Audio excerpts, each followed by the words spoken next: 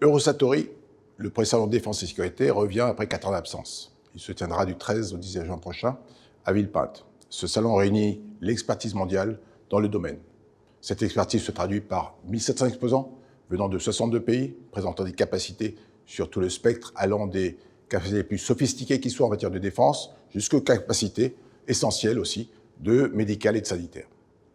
Dans le même temps, des délégations viendront du monde entier. Pas moins de 100 pays seront représentés par des ministres et des chefs d'état-major, mais aussi des agents de procurement sur tout le spectre des capacités, là aussi, défense et sécurité.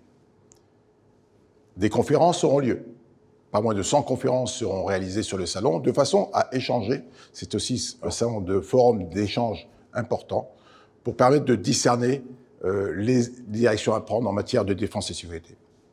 Vous le savez, nous sommes à l'aube d'un nouvel ordre mondial. Cet ordre mondial nouveau se caractérise à la fois par le retour des conflits interétatiques, nous le savons tous, avec la guerre aux portes de l'Europe, mais aussi la prise en compte de plus en plus pressante du réchauffement climatique qui doit énerver tous les domaines de la société, y compris dans les défenses et sécurité, qui doivent apporter leur part à ce sujet. Et bien évidemment, l'explosion numérique qui structure aujourd'hui nos sociétés, que ce soit dans l'économie, que ce soit dans la défense, mais que ce soit dans la vie quotidienne des citoyens, qui présentent des potentialités énormes, mais bien évidemment aussi des fragilités tout à fait inquiétantes.